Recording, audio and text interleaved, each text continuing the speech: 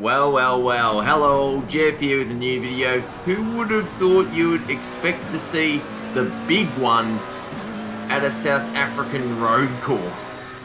Not me.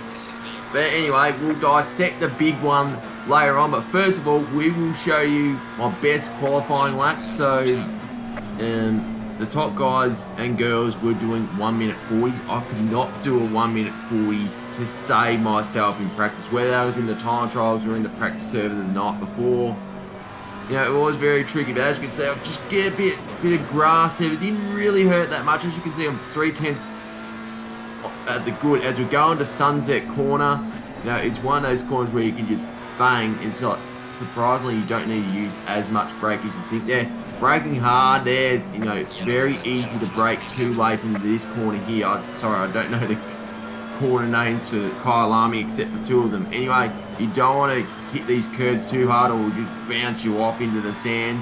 So we haven't done that this time, which is a good sign as we get towards the back end of the track. Braking hard here. It's easy to brake early or too late here because it's a very blind entry there, so you just really got to know where your car's at for that corner. Anyway, we're heading towards the last few corners. This turn here, flat, and then we're going to brake hard, pretty much on the 100 board there.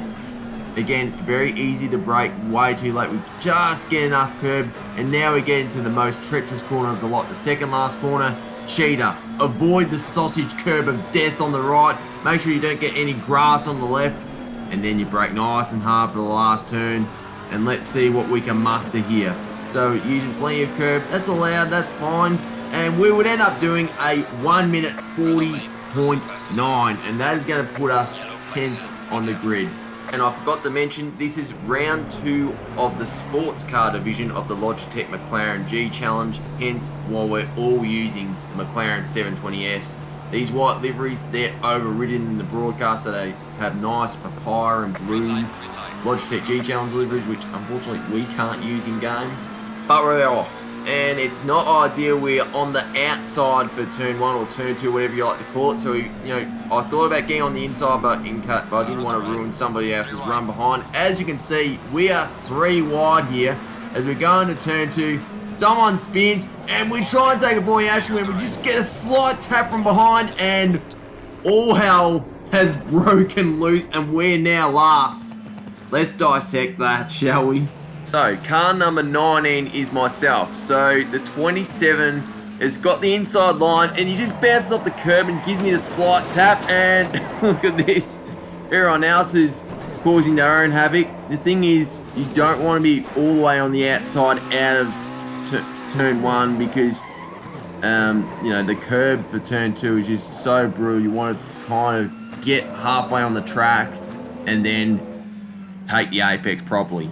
So now we're on board with the 27 who is beside me. So he tries to avoid the situation, but he didn't back off enough, really. I mean, it's a bit hard when someone's just spinning in front of you, but all could have been avoided if he got on the brakes just a little bit more, just backed off a tiny bit more, as you'll see behind. On board with the 22 car, and what you'll see here is the 27 has about 2 or 3 car lengths ahead of the 14. He could have just backed off, and you know, it could have been a case where, you know, no one was home. Maybe the 14 could have given the 27 a tap, but that would have been it in regards to all the carnage. Now on board with the 20. So the 20 is pretty much last here. So when you got all this going on, he tries to get on the curb to avoid the situation, and it's just like 10-pin bowling, really. I mean, the 20 drives through it all, but you know, they got away with it. But let's just have a look how all this started. So as we go on board the 23, so turn 1, all of a sudden we have got a 4 wide situation. The 10 goes slightly wide, and the 23 just decides to barge through and drives off. So yeah, that's what, you know, 4 wide is never good on any track, let alone a tight corner like that, which is probably only 1 wide at the best of times. So 23 would end up getting a 4-place penalty for that. Let's just see how we end up after that. So we would end up being 19th because the guy or girl behind would end up quitting. So yeah, 1 casualty already, but let's face it, it's already race done. we're only just racing for points and experience now. So out of this sweeping chicane, we just get a little bit wide there, and we end up getting a track limit warning, which I thought was a bit stiff. And Fareed has had an incident here at this hairpin, so we're going to be battling each other once again, like we did at Spa. But this time around, it basically means nothing. As you can see, the bottom of my car is flailing all over the joint, but let's be honest, we're just racing to try and survive as much as we can now, and that's all it is. Now, another thing you need to keep an eye out on is cheer. You want to hit the apex, but not the sausage curve of death. We've gone in too wide there on the grass, in the gravel, and another track limit warning. So we really got to lift our game here and just clean it up. So out of this very hard braking zone into the sweeping chicane again, and you'll see that someone has lost it, obviously gone in too hard on the curb on the inside. Like I said, you should avoid. So there's another position made, so we're 18th. I mean, it means nothing now, but anyway.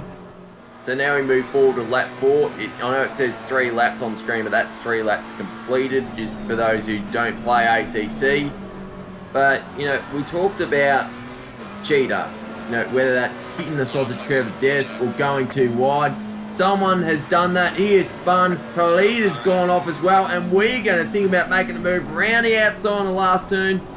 And the best thing about that move was I got it done past after the marshal waved the green flag. So in real life, that would be a fair move. So nice work. So while McEwen went wide into the sand, Fareed hit the sausage curve of death. The one thing that I wanted to avoid all race.